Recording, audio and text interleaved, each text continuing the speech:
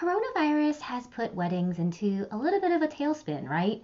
With postponements, some cancellations, and really just putting weddings on hold. But now that things are starting to open up, the question is, if you want to get married now, what are your options?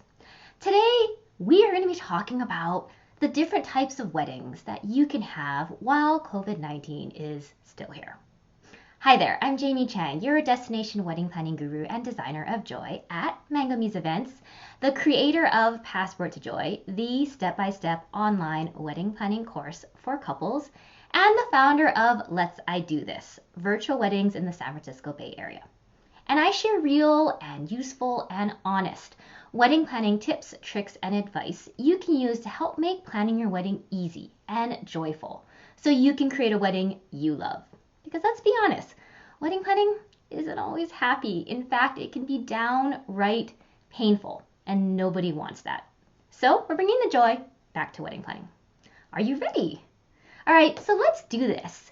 Now, coronavirus has really sort of derailed many plans, especially when it comes to weddings. It's caused, most weddings to be postponed, some to be canceled, and basically all to be sort of put on hold. But what if you want to get married now?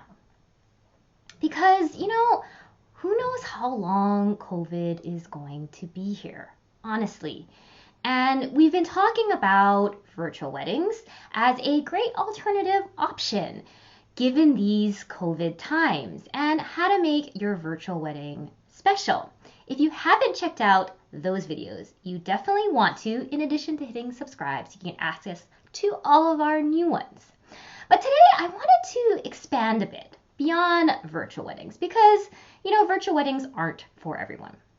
And also because at this point, the country is starting to sort of reopen up and open up to the degree where some form of gathering is being allowed. Now, of course, all counties and areas are doing things a little differently and allowing gatherings in different ways, in different sizes. So please make sure you take into account your particular area, your location, your situation as we sort of talk through this. Make sure that what you're thinking through and what we're talking about, relates to what you can actually do in your location. But, with some gatherings being allowed, small ones potentially for many locations, maybe some bigger ones for some locations. The question is really, if you want to get married now, and I totally understand wanting to get married now, what are your options? What types of weddings can you have, while COVID-19 is still here? And what do those really mean? Like, what would those be like? Because we don't know. We don't know how long COVID's going to be here and when a vaccine or a treatment is going to be available, which means, you can wait. You can totally wait for that time period when, things are safe, or you can get married now, or you can do both. And I'm going to be honest, I personally I'm kind of a big fan of the both option because it's, getting to have your cake and eat it too.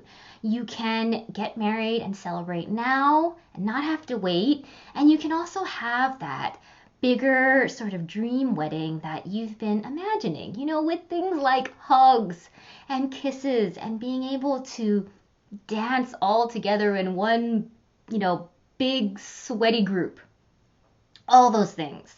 And honestly, I think we're all going to want those things when it can happen. So I'm a big fan of the both. But honestly, you have to do what's right for you and what feels good for you. But let's talk about the options because I want you to be able to understand sort of what your different options are and figure out what makes sense for you. Now, keep in mind, once again, that not all of these options will be allowed or even available in your area. So keep that in mind as we talk through this, and you can do some little research on your end once you've kind of made some decisions, okay? All right, so let's start with the type of wedding that we've been talking about already, which is virtual weddings.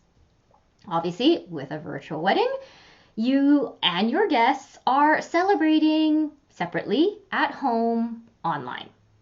And it allows you to connect with people all over the country and all over the world, which is really great. It can just include a ceremony, which is what a lot of DIY virtual weddings include, but you can also create a whole wedding day from, ceremony and getting ready and all the beginning stuff all the way through to the end of the night and the dance party. And all, the pre and post events as well. Don't forget about that. Now, a quick note here.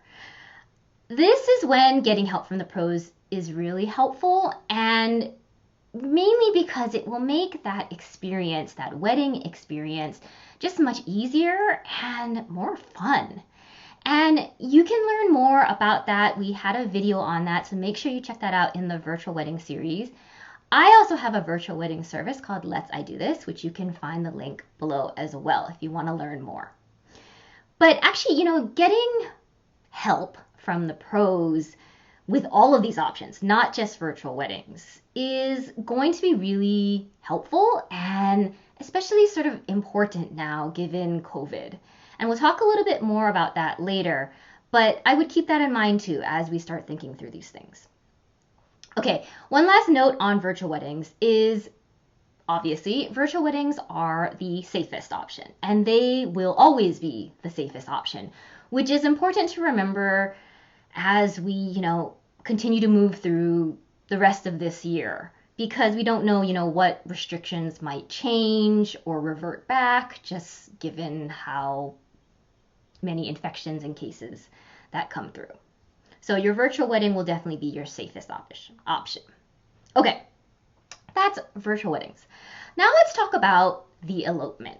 Now, I know you know the word elopement, and if you think about the word, you probably imagine, a couple like running off in secret, to get married, and then suddenly being like, haha, we're married.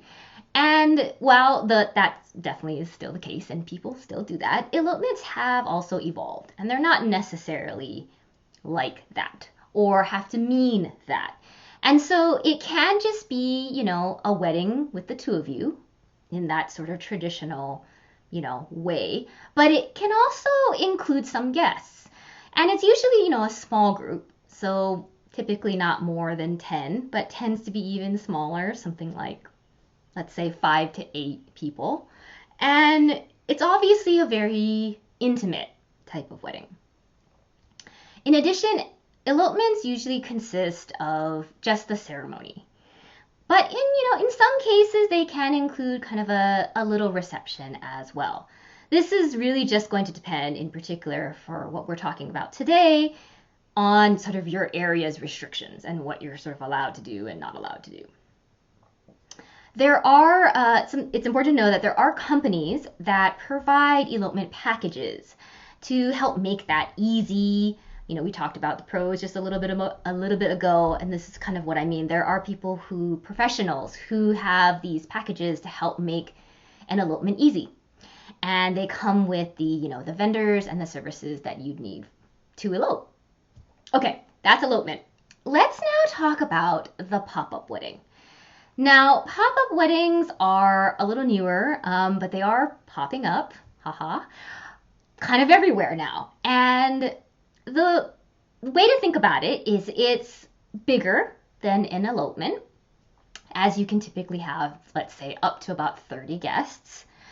And while similar to an elopement, this is how it differs. You have a preset date at a preset venue, and what you do is you pick a time frame to have your ceremony on that day at that venue. You usually get sort of a limited amount of time that you and your guests can be at the venue and have that ceremony, and then you sort of leave to make room for the next couple. Now, if you're sort of like scratching your head here, you don't totally get it. The best way I can describe it or sort of equate it to is sort of an elevated version of a Vegas, drive-through style wedding. And when I say elevated, I mean much, much elevated. You don't have, tacky decor and Elvis getting you married, which is nothing wrong with that, by the way. That's not what this is. It's, a beautifully set up wedding with a package of vendors and services to help sort of create that ceremony, that moment for you. The idea is you come in and you get married and then you leave. It's meant to be very easy. Okay, that's the pop-up wedding. Now let's talk about the micro wedding. And micro weddings can also be sort of called tiny weddings or mini weddings. This is similar to an elopement, but with a larger guest count. So we're talking maybe up to about 30 to 50. It's also similar to a pop-up wedding in that there are packages with a set collection of services and vendors to help make it easy. But the difference is that typically a micro wedding will include both a ceremony and reception. Okay, that's micro weddings. Now let's talk about the small wedding, or what some people might call an intimate wedding. And this is really just a smaller version of a big wedding. So you have all the same elements and vendors and events, but it's just for a smaller group of people. And typically I'd say 50 or less is kind of what falls into this small wedding.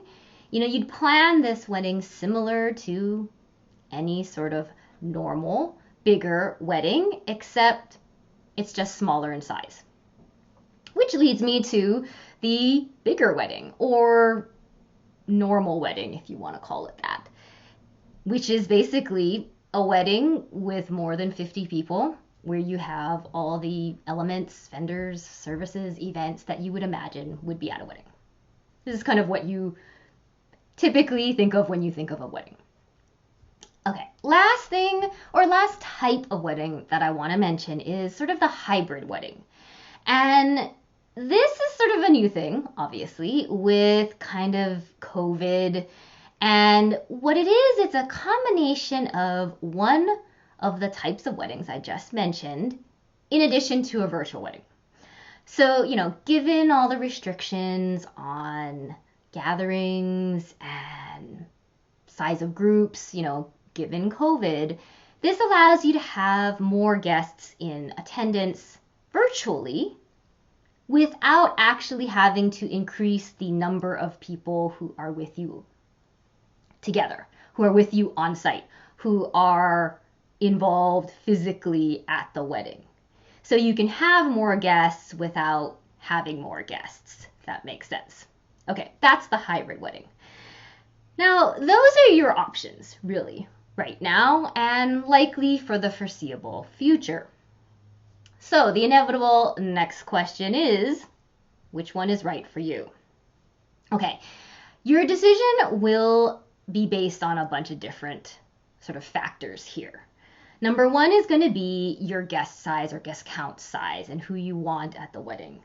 Number two is going to be, the options in your area, because not all of these types of weddings will necessarily be available, or the services will be available in your area. Number three is, your particular situation. And this can involve everything from, where your guests live to your personal health concerns or the health of those you have contact with or the people you want at your wedding or what have you. You may have a bunch of different factors here in your particular situation. It could be even budget. You'll want to think through kind of the pieces with your particular situation as they relate to your wedding. And then there's number four, which is, how customizable and or unique do you want your wedding to be? And then lastly, number five, what do you want to deal with? Now, the first three of these are things that you'll have to sort of assess on your own, because you know what you're imagining and your situation and your area. But let's talk about the last two, because we can talk about that and how it relates to you no matter sort of where you are. So customization. Now with virtual weddings and elopements, pop-up weddings and micro weddings, they're purposefully made to be really easy to help you get married because they have sort of well curated packages with a set collection of vendors that have been pre-picked, right? So what that means is you don't have to research vendors. You don't have to find vendors. You don't have to find services. Really, it means you can get married quickly. So you can decide today, let's say, yes, you want to get married. You don't want to wait. And you can do it, let's say, within a week or two. You don't have to wait months or 6 months or next year. You don't have to wait because these packages are made to be easy and available now. But this also means that they can be less customizable. Now, of those 4 types, elopements and pop-up weddings are probably the least customizable, as they're really meant to be sort of plug and play. So you can show up and not have to do anything besides maybe bringing a marriage license.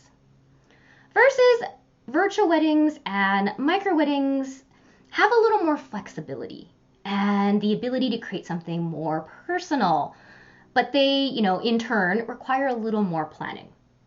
And then obviously, smaller weddings and bigger weddings or normal weddings, depending on the word you want to use here, they give you the most flexibility, right? The most ability to make it fully customizable, to make it exactly how you want it to be.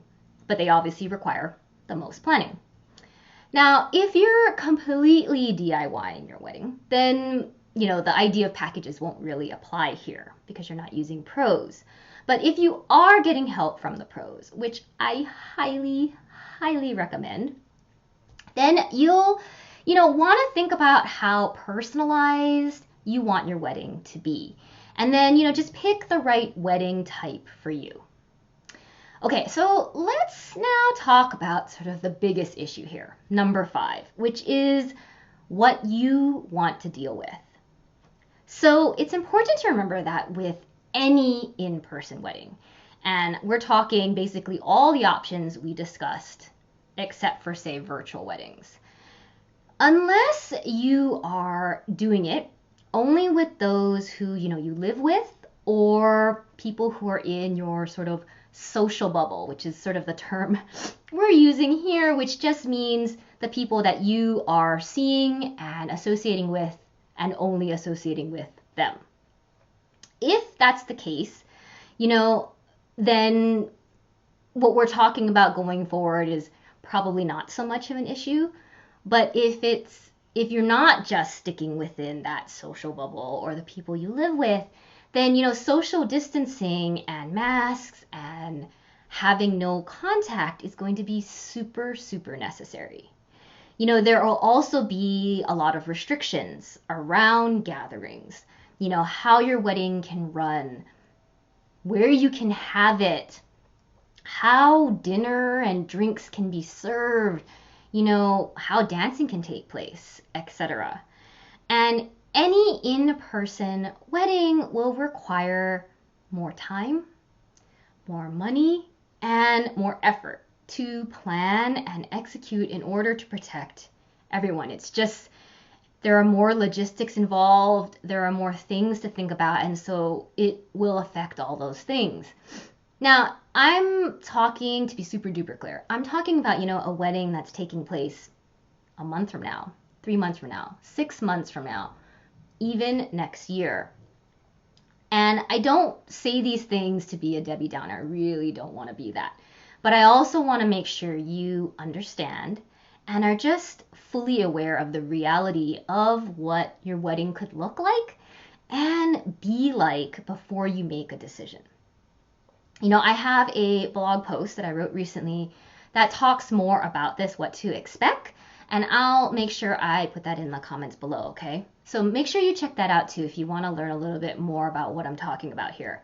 But here's really the most important thing to remember, and it's just if you're having an in-person wedding of any shape or form, really, you need to go into it with your eyes open and be careful. Because here's the thing, you absolutely do not want your wedding to be the cause for anybody getting sick or, God forbid, dying. You do not want that. You really don't want that. And if you think about it, right, it's part of why you maybe postponed in the first place. It's why you've been holding off on planning a wedding. It's why you're thinking about sort of what an alternative wedding could be like. You know, it's because you care. You care about the people you love and you care about the community at large. And that's important.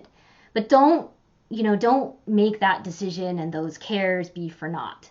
You're going to have to go into this, with your eyes open and just understanding what steps you're going to have to take in order to protect everyone. I want you to choose the right option, the right kind of wedding for you, but choose wisely. And don't let this stop you necessarily from getting married now. I still think that's something that we all want. But just make sure you think through it, okay? And one more time, if there was ever a time to get help, now is the time. You really are going to be relying on your professionals to help you through this because, more so than ever, there's much more to think about and to consider. And when you have these professionals helping you out, it just makes it so much easier. Okay? All right. I am going to end today's video with a question, and here it is. Which of these types of weddings are you considering? Or are you liking the most? Let me know in a comment below. And if you enjoyed today's video, please like it. Give us some thumbs up. Yay! You can check out our other videos for even more wedding planning tips, including our virtual wedding series. And make sure you hit subscribe so you can access to all the new ones. And if you want help through the entire wedding planning process, please check out my online course, Passport to Joy. You can find the links below. Because you deserve to enjoy your engagement, no matter what your budget is, and even in the middle of a pandemic. Thanks so much for being here, and I'll see you next time. Bye!